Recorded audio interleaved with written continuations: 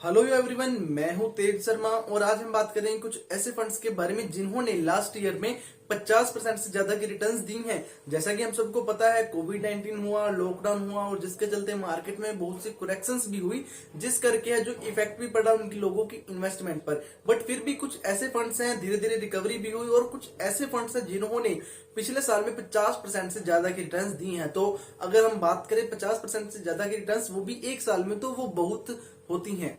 तो चलिए आज कुछ हम ऐसे ही फंड्स के बारे में बात करने वाले हैं जिन्होंने अप टू 75% तक जो है 50% से लेकर 75% तक की रिटर्न्स है जो पिछले लास्ट ईयर में दी है। हालांकि मैं आपको ये एडवाइस नहीं दूंगा कि आप जो है पिछली रिटर्न्स देखकर इन फंड्स की किसी भी फंड में इन्वेस्टमेंट कीजिए, क्योंकि हो सकता है कि आने वाले टाइम में वो स्कीम अच्छी परफॉर्मेंस ना करे और हो सकता है कि कोई और स्कीम अच्छी परफॉर्म करे। और ऐसा भी नहीं हो सकता कि आने वाले टाइम में अगर पिछले टाइम में स्कीम ने अच्छी परफॉर्मेंस दे दी है तो आने वाले टाइम में स्कीम अच्छी परफॉर्मेंस नहीं देगी।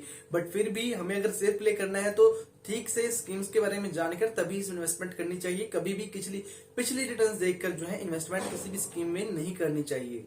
तो जैसा कि आप सबको पता होगा कि लास्ट ईयर में जो फार्मा सेक्टर, एफएमसीजी सेक्टर और टेक्नोलॉजी सेक्टर हैं, इनसे इन सेक्टर्स में सबसे ज्यादा रिटर्न्स मिली है। तो इसी के चलते same as DSP health care fund, जिसका एयूएम 956 करोड़ रुपए है, उस फंड ने लास्ट ईयर में 78% की रिटर्न्स दी हैं, जो कि बहुत होती है। यानी कि अगर आपने 1 लाख रुपए इन्वेस्ट किए होते तो आपकी जो करंट वैल्यू होती 1,78,000 रुपए होती। और हमारा दूसरा फंड है क्वांट स्मॉल कैप फंड। इस फंड ने पिछले लास्ट ईयर में 76% की रिटर्न्स हैं जो डिलीवर की हैं और जो फंड का टोटल एयूएम है नियर अबाउट 96 करोड़ के आसपास है। थर्ड फंड मेरे एसेट हेल्थ केयर फंड, जो कि एक फार्मा सेक्टर का फंड है। इस फंड ने पिछले लास्ट ईयर में 75% की रिटर्न दी है और जो फंड का टोटल एयूएम है वो है 1,097 करोड़ रुपए। और हमारा अगला फंड है PGIM India global equity opportunities fund. इस फंड ने लास्ट ईयर में 72% की रिटर्न जो डिलीवर की है। आईसीआईसी प्रूडेंशियल टेक्नोलॉजी फंड, जो कि एक टेक्नोलॉजी सेक्टर का फंड है, उस फंड ने जो है 71% की रिटर्न्स जो डिलीवर की हैं पिछले लास्ट ईयर में। और वहीं यूटीआई हेल्थ केयर फंड ने 68% की रिटर्न्स जो पिछले साल में दी हैं। निपोन इंडिया फार्मा फंड और एसबीआई हेल्थ केयर फंड, जो कि दोनों ही फार्मा सेक्टर के फंड हैं, दोनों फंड्स ने ही नियर अबाउट 67% के आसपास जो रिटर्न्स जो है डिलीवर की हैं पिछले लास्ट ईयर में। आदित्य बिरला सन लाइफ इंडिया डिजिटल फंड, इस फंड ने जो है पिछले लास्ट ईयर में 59% की रिटर्न्स डिलीवर की हैं। और वहीं आईडीबीआई के हेल्थ केयर फंड ने भी 59% की रिटर्न्स जो पिछले लास्ट ईयर में दी हैं।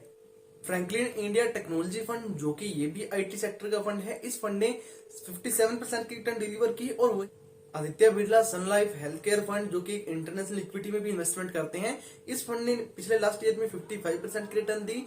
और वहीं Tata digital India IT fund ने, जो कि टेक्नोलॉजी सेक्टर का फंड है, इस फंड ने 54% की रिटर्न जो पिछले लास्ट ईयर में दी है। BOI axis small cap fund, जो कि स्मॉल कैप कैटेगरी का फंड है, इस फंड ने लास्ट ईयर में 54% की रिटर्न दी है। और Motilal Oswal Nasdaq 100 fund of fund ने जो पिछले लास्ट ईयर में 51% की रिटर्न है जो दी है, जो कि एक इंटरनेशनल फंड है, यूएस बेस्ड स्टॉक एक्सचेंज है नेस्डैक, उसके इंडेक्स में जो है इन्वेस्टमेंट करके वहां से रिटर्न्स जो है जनरेट की जाती हैं।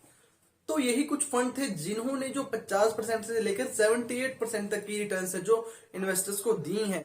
तो जो लास्ट ईयर था इन्वेस्टर्स के लिए काफी अच्छा भी था और काफी बुरा भी था, क्योंकि मार्च के ड्यूरिंग अप्रैल में जो है जो लोगों का पैसा एक बार बहुत जो इन्वेस्टमेंट थी डाउन चली गई थी, बट उसके बाद जो रिकवरी हुई है वो भी बहुत अच्छी हुई है। रिटर्न्स को जो इन्वेस्टर्स को रिटर्न्स मिली है वो भी बहुत ही अच्छी मिली है। मार्केट ऑल टाइम हाई पे है, निफ्टी सेंसेक्स के रिकॉर्ड है जो डेली लग रहे हैं, न्यू हाई बन रहे हैं।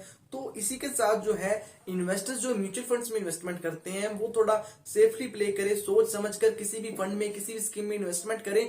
कहीं ऐसा ना हो कि जो इन्वेस्टर है वो रिटर्न्स देखकर जो है इन्वेस्टमेंट कर दे, किसी भी फंड में लमसम इन्वेस्टमेंट कर दे और आने वाले टाइम में अगर मार्केट में थोड़ी बहुत भी करेक्शन होती है और फिर आपकी जो है वैल्यू डाउन चली जाए तो फिर आपको लगेगा कि आपके साथ क्या हुआ। तो फिर ऐसे में आपको जो है सोच समझकर जो है इन्वेस्टमेंट करनी है। आपको मैं बता दूं कि अगर आप अभी म्यूचुअल फंड के किसी स्कीम में इन्वेस्टमेंट करने की सोच रही हैं लमसम, अगर आपके पास लमसम अमाउंट पड़ी है तो आप किसी फाइनेंशियल एडवाइजर या अपने फाइनेंशियल एडवाइजर से सलाह लेके तब उसमें इन्वेस्टमेंट कर सकते हैं, या फिर आप एसआईपी के रूट से इन्वेस्टमेंट कर सकते हैं किसी भी फंड में, क्योंकि वहां पर जो है आपको पता है कि बेनिफिट मिल जाता है कि अगर आप एक महीने हाई मार्केट में खरीद भी लेंगे तो दूसरे 3-4 एसआईपी पे करने के बाद जो है मार्केट में करेक्शन होती रहती है।